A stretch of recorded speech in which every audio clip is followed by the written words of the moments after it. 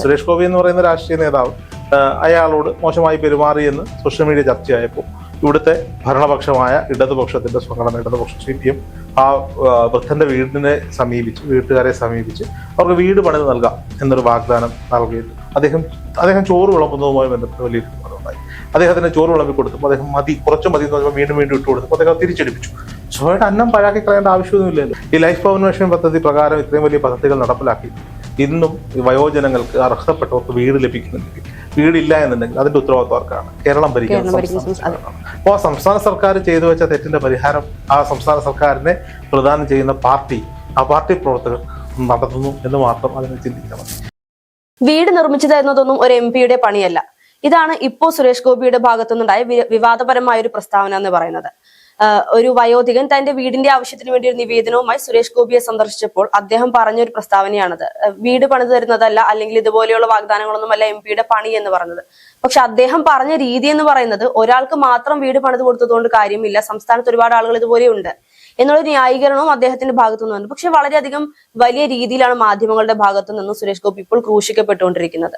യഥാർത്ഥത്തിൽ ഇത്രയും വിവാദത്തിന്റെ ആവശ്യമുണ്ടോ? നോക്കൂ, ഇതിനകത്ത് സുരേഷ് ഗോപി എന്ന് പറയുന്ന രാഷ്ട്രീയ നേതാവ് അല്ലെങ്കിൽ ജനപ്രതിനിധി അല്ലെങ്കിൽ കേന്ദ്രമന്ത്രി ആ വൃദ്ധനോട് പെരുമാറിയ രീതിയോടാണ് എല്ലാവരും അമർഷം അറിയിച്ചുകൊണ്ടിരിക്കുന്നത്.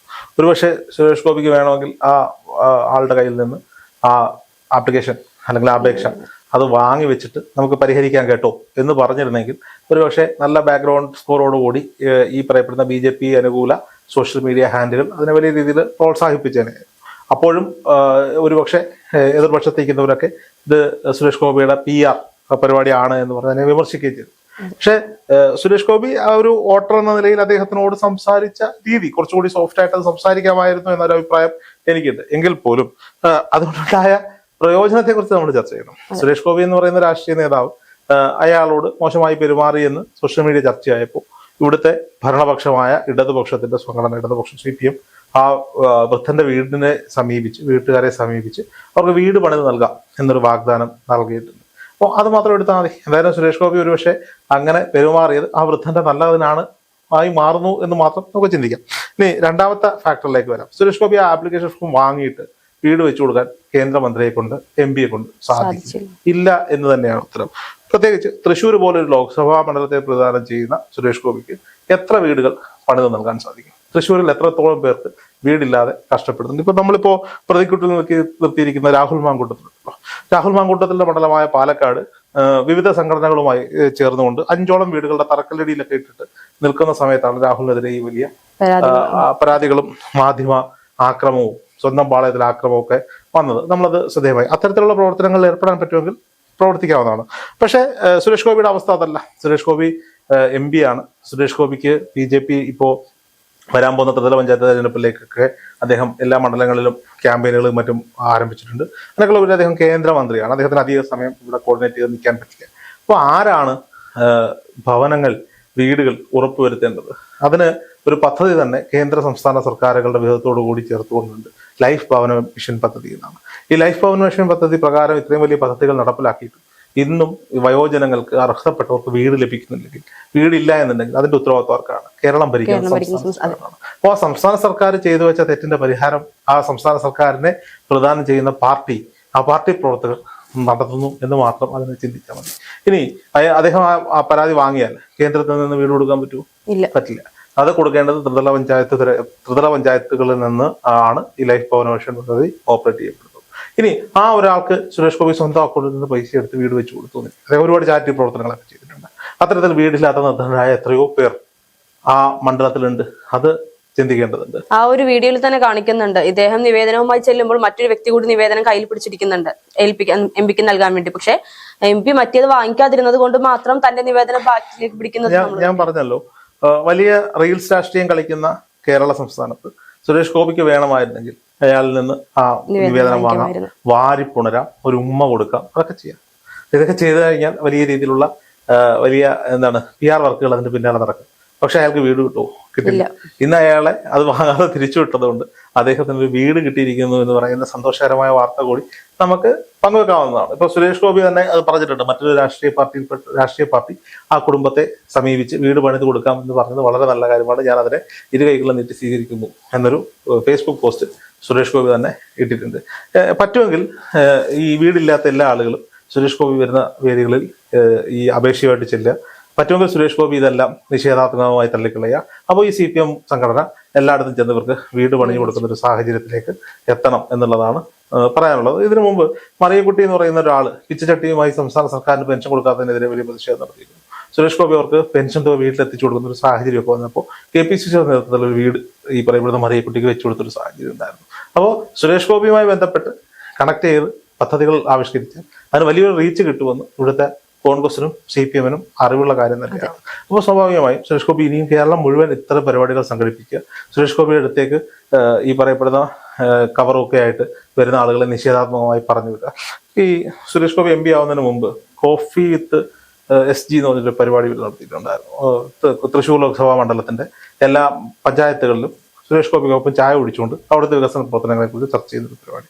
ഞാനിതൊരു ഒരു പഞ്ചായത്തിൽ ഈ പരിപാടി നടന്നപ്പോൾ ഞാനത് റിപ്പോർട്ട് ചെയ്യാൻ വേണ്ടി പോയിട്ടുണ്ടായിരുന്നു. അവിടെ ചെന്നപ്പോൾ ഞാൻ കണ്ട കാഴ്ച കുറെ അമ്മമാര് സഹോദരന്മാരൊക്കെ കുറെ കവറുകളും ഒക്കെ ആയിട്ട് സുരേഷ് ഗോപി കാണാൻ നിൽപ്പുണ്ടായിരുന്നു. പക്ഷെ സുരേഷ് ഗോപി ഇറങ്ങി വന്നപ്പോൾ ഈ കവറുകളൊന്നും വാങ്ങിയില്ല.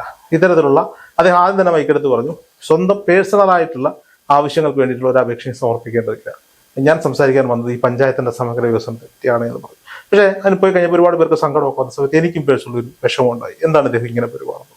ഒരുപക്ഷെ അവരോടൊന്ന് സംസാരിച്ചിരുന്നെങ്കിൽ ആ കവറൊന്ന് വാങ്ങി വെച്ചിരുന്നെങ്കിൽ അവർക്ക് സമാധാനം. പക്ഷെ അങ്ങനെ ഒരു താൽക്കാലിക സമാധാനം കൊടുത്തിട്ട് എന്താണ് പ്രയോജനം? അദ്ദേഹത്തിന്റെ ചിന്താഗതിയാണ് ശരിയെന്ന് കാലം പിന്നീട് നമ്മളെ ബോധ്യപ്പെടുത്തുന്ന ഒരു സാഹചര്യം ഉണ്ടായി. അങ്ങനെ ഒരു താൽക്കാലിക ആശ്വാസം കൊടുത്തതുകൊണ്ട് അവരെ പറ്റിക്കല്ലേ? ഇത് തന്നെയല്ലേ ഇവിടുത്തെ മറ്റുള്ള രാഷ്ട്രീയ നേതാക്കന്മാർ BJP-യിലെ അടക്കം മറ്റുള്ള പല രാഷ്ട്രീയ നേതാക്കന്മാർ അവർക്ക് പ്രതീക്ഷ കൊടുക്കേണ്ട ആവശ്യം എന്താ? ആ പ്രതീക്ഷയുടെ പുറത്ത് 2-3 മാസം അവർ സമാധാനത്തിൽ പോകും. അത് കഴിയുമ്പോൾ വീണ്ടും അവർക്ക് പ്രശ്നമാവില്ലേ? ഇതുപോലെ ശാശ്വത പരിഹാരമാണ് വേണ്ടത്. ശാശ്വത പരിഹാരം ഒരുക്കേണ്ടത് ആരാണ്? ത്രിതല പഞ്ചായത്തുകളും ഈ പറയപ്പെടുന്ന സംസ്ഥാന സർക്കാരുമാണ്. അപ്പോൾ അവർ അതിന്റെ ഇനിഷ്യേറ്റീവ് എടുക്കണം എന്നുള്ളതാണ്. പിന്നെ ഓരോ ആളുകളും പെരുമാറുന്ന രീതി പലതാണ്. അത് പലരെ വിമർശിക്കാം, അനുകൂലിക്കാം. ഇപ്പോൾ അദ്ദേഹം ചോറ് വിളമ്പുന്നതുമായി ബന്ധപ്പെട്ട് വലിയൊരു അതുണ്ടായി.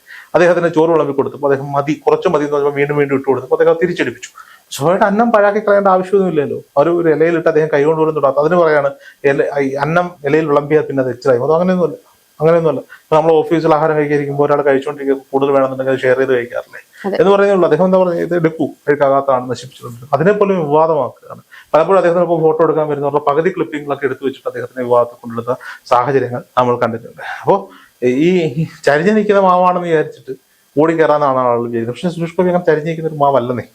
അങ്ങനെ ചരിഞ്ഞിരിക്കുന്ന ഒരു മാവല്ല. അദ്ദേഹത്തിന് വലിയൊരു ഫാൻ ബേസ് ഉണ്ട്. അല്ലെങ്കിൽ ഈ പറയപ്പെടുന്ന 50,000-ന് മുകളിൽ ഭൂരിപക്ഷത്തിൽ തൃശ്ശൂർ പോലൊരു ത്രികോണ മത്സരം നടന്ന ഒരു മണ്ഡലത്തിലൊന്നും സുരേഷ് ഗോപി ഒന്നും ജയിക്കാൻ പോകുന്നില്ല എന്നുള്ളതാണ്. അതിന് കൃത്യമായ അത് നടനെന്ന നിലയിലും രാഷ്ട്രീയ നേതാവെന്ന നിലയിലും അദ്ദേഹത്തിന് വലിയൊരു ഫാൻ ബേസ് ഉണ്ട്. അദ്ദേഹത്തിന്റെ വോട്ടർമാരുണ്ട്, അദ്ദേഹത്തെ ഇഷ്ടപ്പെടുന്നവരുണ്ട്. അത് രാഷ്ട്രീയത്തിനും അപ്പുറത്തേക്ക് BJP രാഷ്ട്രീയത്തിനും അപ്പുറത്തേക്ക് അദ്ദേഹത്തിനെ ഇഷ്ടപ്പെടുന്നവരുള്ളത് കൊണ്ടാണ് അവിടെ അത്ര തോന്നിയ വോട്ട് അദ്ദേഹത്തിന് നേടിയെടുക്കാൻ സാധിച്ചത്. അപ്പൊ ഈ വിഷയത്തിൽ അതിനെ ഇങ്ങനെ കണ്ടാൽ മതി. സുരേഷ് ഗോപി കാരണം ഒരാൾക്ക് വീടുണ്ടാവാനുള്ള സാഹചര്യം ഉണ്ട്. ആ ക്രെഡിറ്റും സുരേഷ് ഗോപിക്കുള്ളതാണ്.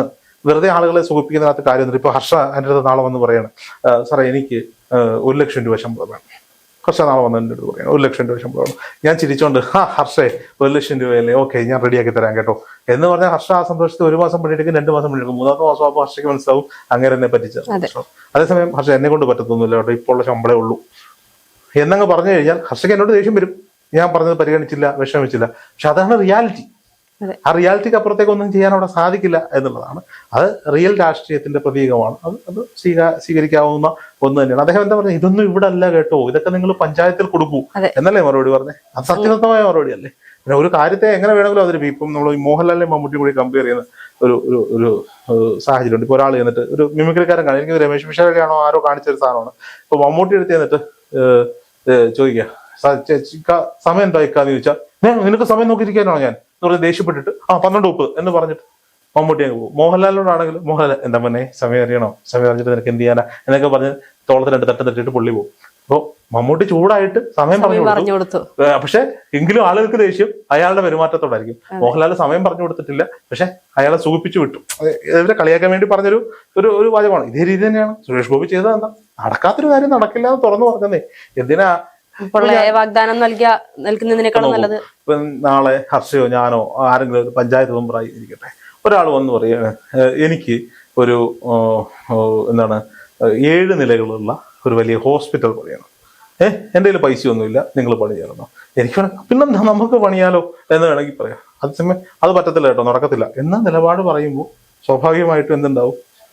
നമ്മളോട് താല്പര്യക്കുറവല്ല, ദേഷ്യക്കുറവ് ഉണ്ടാവും. ഇപ്പൊ അത് സുരേഷ് ഗോപി കാണിക്കുമ്പോൾ ആ താല്പര്യക്കുറവ് ജനങ്ങളിലേക്ക് എത്തിച്ച് അയാളുടെ ഇമേജ് ഇടിച്ചു താക്കാനുള്ള വലിയൊരു പ്രവർത്തനങ്ങൾ എല്ലാ ഭാഗത്തും ഉണ്ടാവും. അതാണ് തൃശ്ശൂർ സംഭവിച്ചിട്ടുള്ളത്.